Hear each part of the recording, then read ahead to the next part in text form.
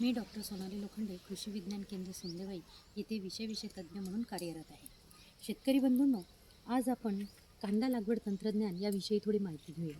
कांदा लागवड कशी करावी, त्याचं अंतर किती असावं, रोपवाटिका कशी तयार करावी, या सगळ्या अनुषंगाने आज आपण थोडी माहिती घेऊया.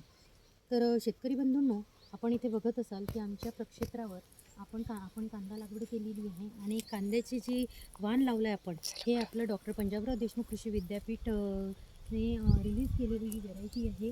ही अकोला सफेद आपण बघतो आहे की आपण आता सध्या लागवड केलेली आहे. ही जानेवारी महिन्यातली लागवड आहे. लागवड ही जवळपास नोव्हेंबर-डिसेंबरमध्ये आपण याची रोपवाटिका टाकतो. नोव्हेंबर-डिसेंबरमध्ये ही रोपवाटिका आहे. नोव्हेंबर किंवा डिसेंबर या महिन्यात ही रोपवाटिका टाकावी. आणि कांद्याचं जे बी आहे हे जवळपास आपल्याला जे थोडं टणक असल्यामुळे त्याचे रोपं तयार व्हायला वेळ लागतात. ही जवळपास हे 6 ते 8 आठवडे ही रोपं तयार होण्यास कालावधी लागतो.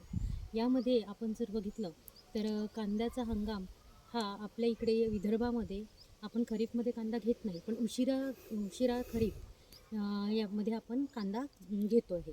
आपल्या विदर्भामध्ये पांढऱ्या कांद्याचं चलन असल्यामुळे आपण या विद्यापीठ प्रसारित वाणाची आपण निवड केलेली आहे आणि आपण इथे आता लागवड केलेली आहे. आपण इथे बघत असाल की आपलं जे हे अंतर आहे, जे आपण रोपं घेतलेली आहेत, याचं जे अंतर आहे हे 10 सेंटीमीटर बाय 10 सेंटीमीटर, म्हणजे 2 रोपांमधलं अंतर हे 10 सेंटीमीटर आहे आणि 2 ओळींमधलं अंतरसुद्धा हे 10 सेंटीमीटर आहे.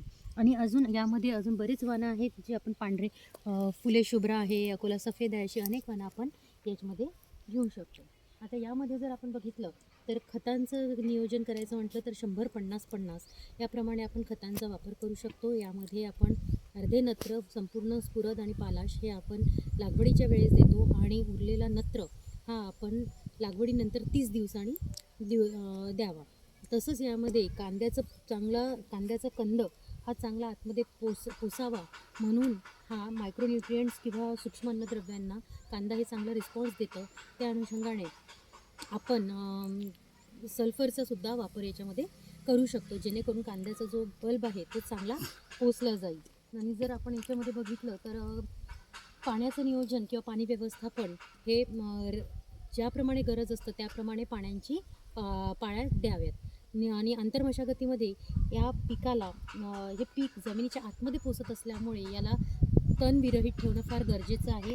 याच्यामध्ये आपण 2-3 निंदण हे देत राहावे आणि त्यामुळे ते जे पीक आहे ते तण विरहित राहील. आणि जर आपण बघितलं तर या पिकाचं उत्पादन काढणी करताना हे साधारण आपण काढणी जेव्हा करतो तेव्हा आपल्याला हे लक्षात आलं पाहिजे की काढणी कधी करावी हे अत्यंत महत्त्वाचं आहे. म्हणजे जेव्हा हा कांदा मोठा होतो आणि जेव्हा याची जी पाता आहेत या जेव्हा पिवळ्या पडायला लागून याच्या माना खाली वळतात किंवा खालच्या दिशेने झुकतात, तेव्हा आपण कांद्याची काढणी करावी. हा याचा महत्त्वाचा एक मुद्दा आहे.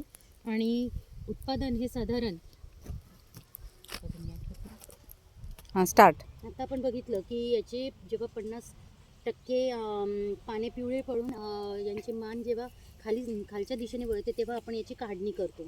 आणि साधारणपणे याची जर उत्पादन म्हटलं तर जवळपास हे 200 ते 250 क्विंटल हेक्टरी असं याचं उत्पादन आहे आणि अत्यंत महत्त्वाचं असं हे पीक आहे. त्यामुळे शेतकरी बंधूंनी या पिकाची लागवड करून आपली आर्थिक उन्नती करावी. धन्यवाद.